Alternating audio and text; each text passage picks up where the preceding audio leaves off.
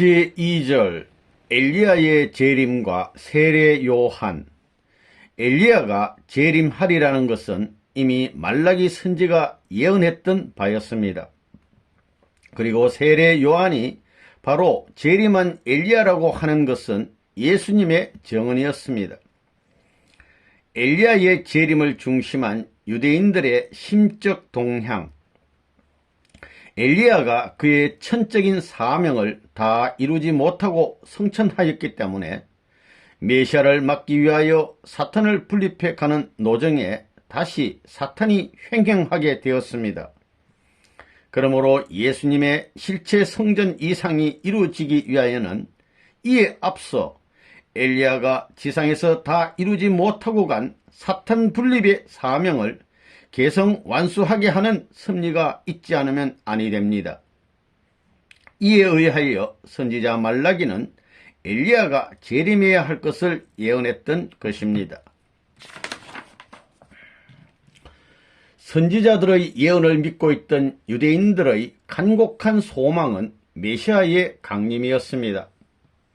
그러나 그에 못지않게 그들이 갈망해 왔던 것은 엘리야의 재림이었습니다.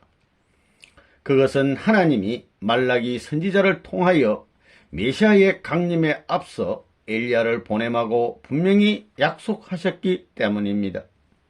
그들은 오늘날의 기독교 신도들이 예수님께서 구름을 타고 재림하시리라고 생각하고 있듯이 하늘을 우러러보면서 엘리야가 다시 오기를 고대하고 있었습니다. 그런데 엘리야가 다시 왔다는 소식은 없고 예수님께서 느닷없이 메시아를 차치하고 나섰을 때 예루살렘에는 일대 혼란이 일어났습니다.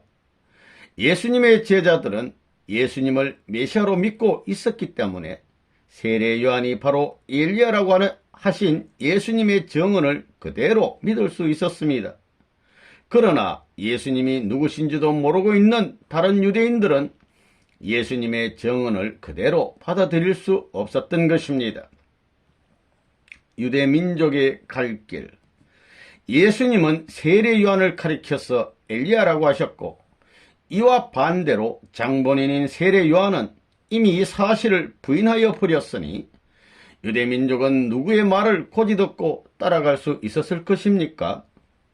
그것은 당시에 유대인들의 눈에 예수님과 세례 요한 두 분 가운데서 누가 더 믿을 수 있는 인물로 비춰졌던가 하는 데 따라서 좌우될 문제였습니다. 예수님과 세례 요한. 예수님은 빈천한 목수의 가정에서 생장한 배우지 못한 청년이었습니다.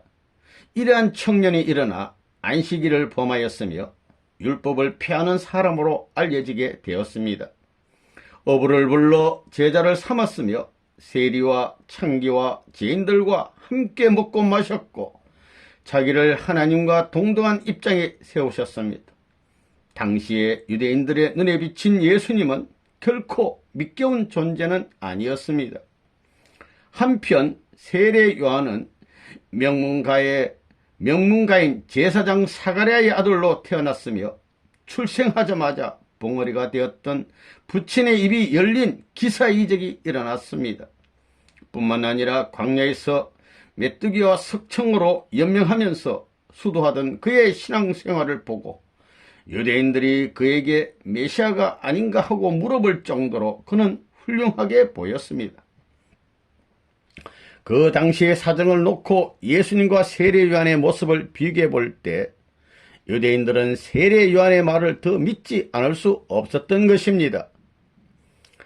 따라서 예수님의 증언은 메시아로 차치하기 위한 일종의 위정이 되고 말았기 때문에 예수님은 망은 자로 몰릴 수밖에 없었습니다.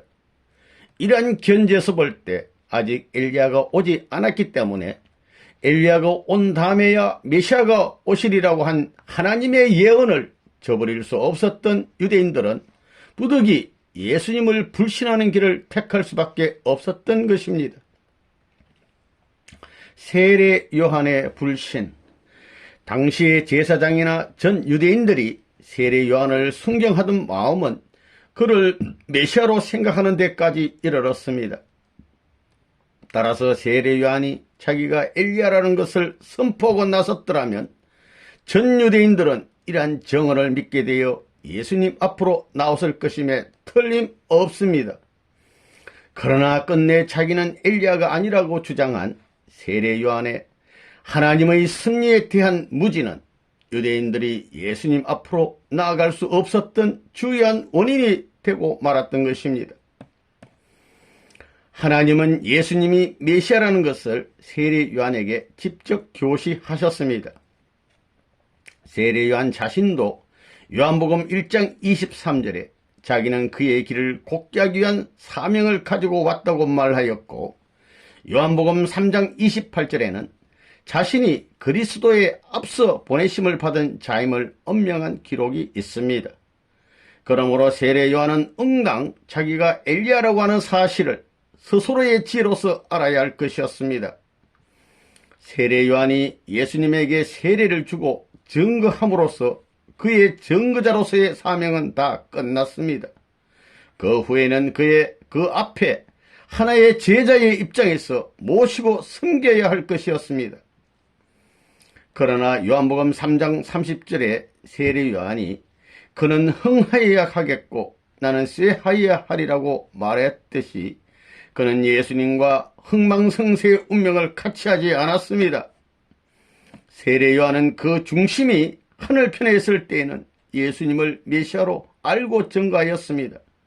그러나 그에게서 영적인 역사가 끊어지고 인간 세례 요한으로 돌아오게 되자 그의 무지는 예수님에 대한 불신을 자아내게 하였던 것입니다.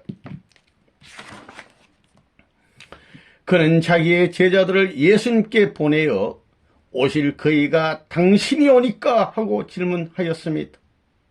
예수님은 너희가 듣고 보는 것을 요한에게 구하라고 완곡한 대답을 하셨습니다. 또 나로 인하여 실족하지 않는 자는 복이 있도다 라고 심판하셨습니다. 메시아를 직접적으로 증거한 세례 요한은 간접적으로 증거한 그 어떤 선지자보다도 위대했던 것입니다. 그러나 메시아를 모신다는 점에서 볼 때는 그는 가장 작은 사람이 아닐 수 없는 것입니다. 그리고 그 수제자의 위는 침노한 베드로에게 빼앗긴 바 되었습니다. 세례 요한이 지혜가 있어서 지혜롭게 행동하였더라면 예수님의 무릎을 떠나지 않았을 것이요 그의 행적은 영원히 의로서 남아질 것이었습니다. 불행히도 그는 무지하였기 때문에 자신은 물론이오니와 유대인들이 예수님 앞으로 나아가는 길마저 막아버리고 말았던 것입니다. 이로써 예수님이 십자가의 죽음길을 가게 된 큰 요인이 세례 요한에게 있었다는 것을 알게 되었습니다. 4. 세례 요한이 엘리야가 된 이유. 누가복음 1장 17절에 기록된 대로 엘리야가 지상에서 다하지 못한 사명을 개성 완성하기 위하여 세례 요한이 왔었습니다. 그렇기 때문에 그는 사명적인 입장에서 엘리야의 재림자가 되는 것입니다. 5. 성서를 대하는 우리의 태도. 예수 이후 오늘에 이르기까지 이러한 천적인 비밀을 밝힌 사람은 하나도 없었습니다. 이것은 세례 요한을 무조건 위대한 선지자라고 단정하는 입장에서만 성서를 보아왔던 까닭입니다. 우리는 인습적인 신앙관념과 고루한 신앙 태도를 단연 버려야 하는 것입니다.